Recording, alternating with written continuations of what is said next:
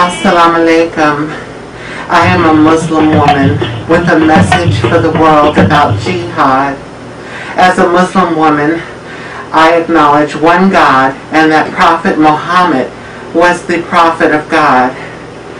I fast from sun up to sundown during the month of Ramadan. I perform salat, formal prayer, 5 times daily.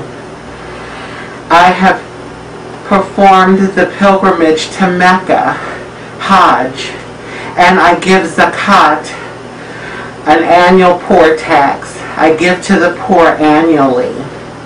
Based on what I've just said to you and my modest appearance, I trust that you would agree that I'm a devout Muslim woman. I'm here today to speak the truth.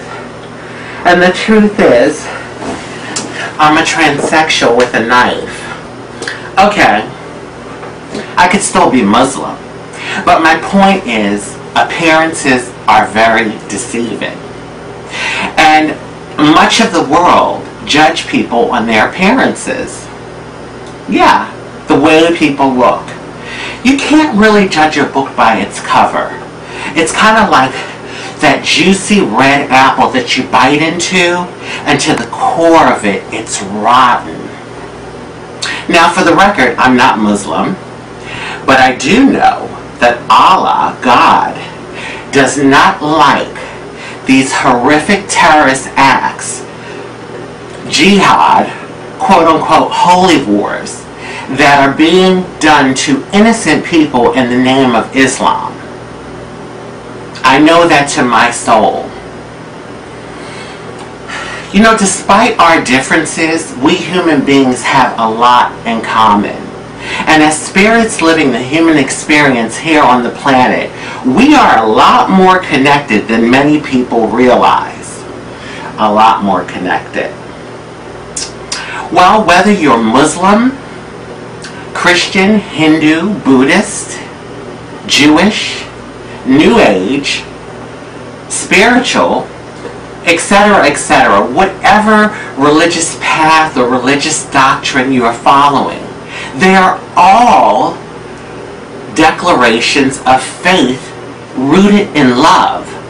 They are all declarations of the fact that our human experience here on the planet has a divine purpose behind it. Think about it. If 6 people were traveling to your home, they probably all wouldn't take the same road, but eventually they'd all get there. Think about it. I would think by now, us human beings would have gotten the very important lesson of equality, justice for all. Yeah, justice for all. And you're probably questioning, what does someone's injustice have to do with your justice? The late, great Martin Luther King Jr. said, injustice anywhere is a threat to justice everywhere. That is such a profound quote, and it speaks volumes. It speaks volumes. We can look at the events that have taken place in our world and see that when inequality is allowed to fester against a particular group of people, it can lead to horrific events. Horrific events like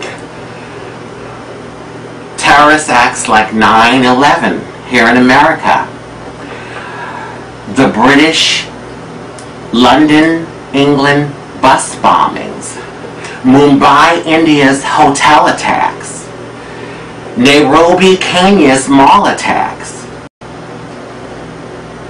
It can lead to horrific acts of genocide when inequality is allowed to fester against a particular group. It can lead to horrible acts of genocide like American slavery, the Holocaust, Rwanda.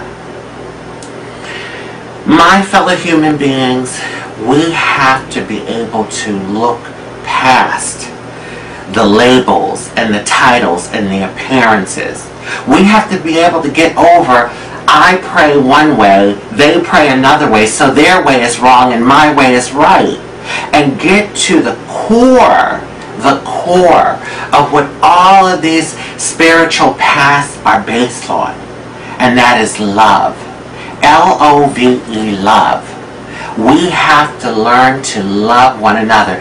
And just maybe, we can experience true world peace.